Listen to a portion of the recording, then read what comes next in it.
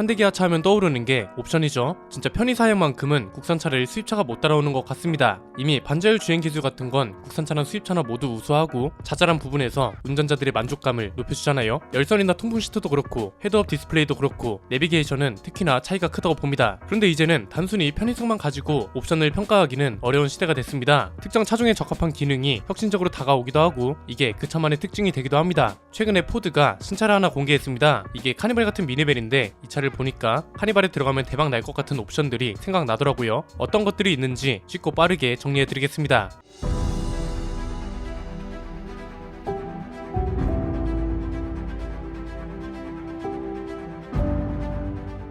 요즘 독일하고 미국 브랜드가 전기차를 공격적으로 출시하고 있죠. 독일은 폭스바겐 그룹이 대표적이고 미국은 포드랑 GM이 대표적입니다. 전기차 시장은 아직 폐쇄적입니다. 여기서 말하는 폐쇄적이라는 건 전기차 시장이 개방되지 않았다는 게 아니라 차종이 아직 많지 않다는 겁니다. 당장 우리나라만 봐도 해치백이랑 세단밖에 없고 그마저도 세 종류밖에 없습니다. 이게 참 아이러니한 겁니다. 전 세계적으로 SUV나 픽업 트럭, 미니밴 이런 차들의 수요가 많은데 정작 이런 차들은 이제야 전기차로 나오기 시작했잖아요. 픽업 트럭이랑 SUV는 순수 전기 모델이 서서히 늘어나고 있고 현대기아차도 곧 대형 SUV 전기차를 출시할 예정입니다. 아이오닉 7이랑 EV9이 대표적이죠. 여전히 미니밴은 없구나 아쉬워하던 찰나에 카니발이 하이브리드뿐만 아니라 순수 전기 모델도 추가된다는 소식이 나왔습니다. 카니발 전기차가 기대되는 이유는 간단합니다. 지금 전기차 시장에 미니밴 모델이 거의 없거든요. 폭스바겐이 ID 버즈를 출시하긴 했지만 글로벌 브랜드 중에선 아직 전기 미니밴을 출시한 곳이 거의 없어서 여전히 비어있는 시장입니다. 그렇기 때문에 더 기대가 되는 겁니다. 사실 국내 시장은 딱히 걱정할 게 없죠. 이미 카니발 말고는 이렇다 할 미니밴이 없고 버스 전용 차로나 세제 혜택 같은 국가적 혜택까지 더해지니까 오히려 수입 미니밴하고 비교했을 때 압도적인 경쟁력을 갖추고 있는 차로 통합니다. 그래서 이런 판매량이 나오는 거죠. 문제는 북미 시장입니다. 카니발 상품성이 그렇게 나쁘진 않거든요.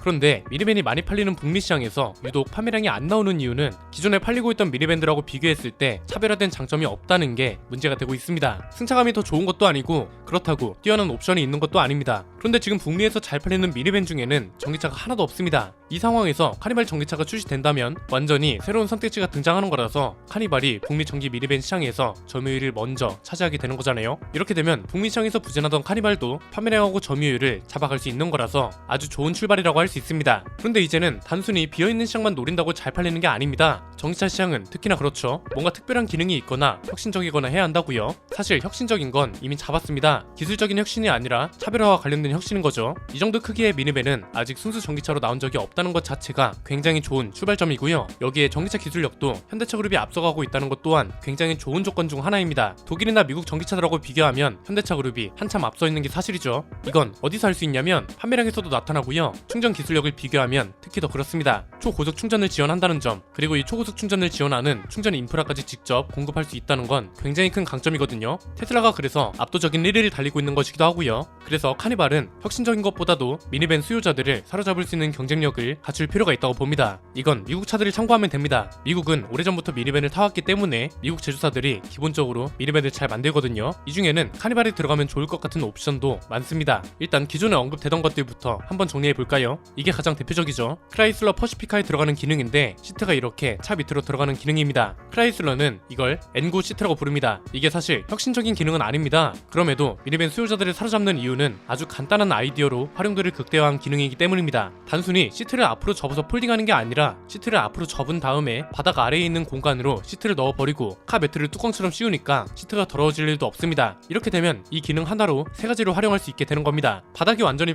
평평해지니까 차박을 할 때 좋고 큰 짐을 싣기도 좋습니다. 그리고 단순히 큰 짐만 실을 수 있는 게 아니라 짐을 실을 때의 편리함도 하늘과 땅 차이가 됩니다. 시트를 탈거할 필요 없이 그냥 바닥으로 넣은 다음에 짐을 실으면 되니까 당연하죠. 실제로 크라이슬러가 이런 주제로 혼다 오디세이를 조롱하는 광고를 내기도 했을 정도입니다. 너네는 이런 거 없지? 이런 느낌으로요. 그리고 또 하나는 평소에 시트를 사용할 때는 밑에 있는 공간이 비어있다는 거잖아요. 그러면 여길 수납 공간으로도 쓸 수 있다는 거죠. 신발을 넣거나 의료용품을 넣거나 소화기를 넣어두거나 아니면 장바구니 같은 걸 넣을 수도 있죠. 또 하나는 진공 청소기입니다. 이게 왜 카니발에는 아직도 없는 건지 잘 모르겠습니다. 오디세이랑 퍼시피카 둘 다 진공 청소기가 내장되어 있습니다. 미니밴을 사는 분들은 아이들이 타기 때문이라는 이유가 꽤 크거든요. 슬라이딩 도어가 있어야 아이들이 타고 내리기도 좋고 카시트 같은 걸 설치할 때도 좋습니다. 아이들이 타게 되면 과자 부스러기 같은 걸 자주 청소해줘야 하기도 하고 놀러 갔다 와서도 청소를 해줘야 하는데 진공 청소기가 기본으로 있으면 당연히 편하죠. 실제로 써보면 흡입력도 좋아서 있으면 정말 좋을 것 같은 옵션 중 하나입니다. 여기까지는 사실 기존에 있던 기능들이라 카니발에 추가하는 게 그렇게 무리는 없을 겁니다. 최근에 포드가 신차 하나를 공개했는데 이 중에는 기존에 없던 기능도 있습니다. 포드가 공개한 건 투어 네오라는 차입니다. F150 라이트닝하고 똑같은 74kWh짜리 배터리를 넣어서 주행 가능 거리는 370km가 나옵니다. 외관 디자인도 좋긴 한데 이 차는 특히 실내 디자인에 집중을 많이 했습니다. 개인 사용자랑 비즈니스 목적으로 사는 고급 수요까지 모두 잡으려고 했거든요. 일단 기본적으로 2열 시트는 360도 회전이 가능할 뿐만 아니라 이렇게 자유롭게 움직일 수 있도록 설계했습니다. 이게 굉장히 작은 기능인 것 같은데 미니밴 사용자들한테는 가장 와닿는 기능일 수도 있을 것 같습니다. 시트를 어떻게 배치하느냐에 따라서 트렁크 공간을 넓게 쓸 수도 있고 침대로 쓸 수도 있고 작업 공간으로 쓸 수도 있는 거잖아요. 또 다른 하나는 틸트 스티어링 휠입니다. 이게 기존에 나오던 차하고는 굉장히 다른 부분 중 하나인데요. 위아래, 앞뒤 이렇게만 틸트가 되는 게 아니라 아예 이렇게 뒤집을 수도 있습니다. 이건 생각지도 못하셨죠? 이렇게 음식을 올려둘 수도 있고 아이패드 같은 걸 올려두고 영화나 드라마를 볼 수도 있습니다. 이게 지금은 쓸모없는 기능인 것처럼 보일 수도 있습니다. 그런데 전기차 경쟁력 중에 요즘 특히 떠오르고 있는 게 뭔가요? 충전하는 동안 시간을 어떻게 보낼 수 있는지가 굉장히 중요해지고 있죠.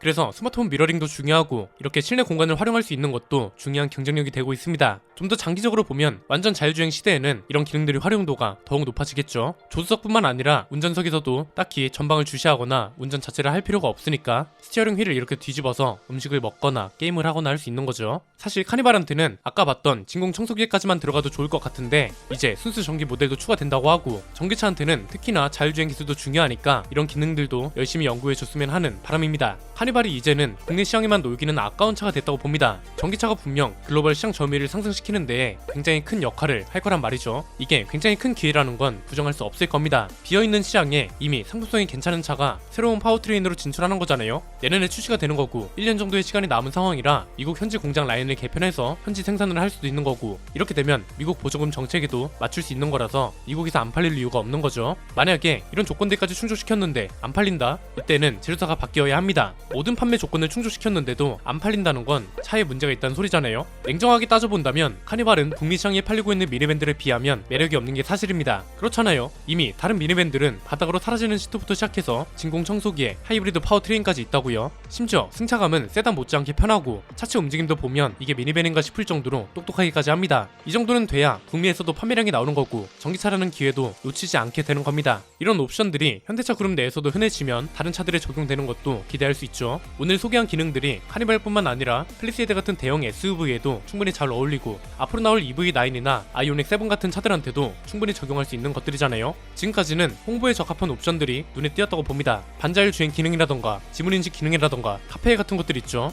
이런 건 사실 사용 범위가 그렇게 대중적이지는 않거든요. 이건 반대로 말하면 사용 범위가 대중적인 기능들 말고 이미 혁신적이거나 신기한 기능들은 모두 갖추고 있다는 소리잖아요. 이제 대중적인 기능들까지 사로잡으면 사실상 상품성이 완벽해진다는 거라서 카니발이 새로운 모델을 통해서 이런 기능들을 넣어줬으면 하는 바람입니다. 아마 페이스리프트 모델은 이미 설계가 끝났을 거라서 추가하기가 힘들겠지만 세대 교체 모델에서는 충분히 고려할 수 있지 않을까요? 오늘 내용은 여기까지입니다. 여러분의 의견을 댓글로 남겨주시면 차후 영상에 반영할 수 있도록 하겠습니다. 지금까지 저는 안피디였습니다. 감사합니다.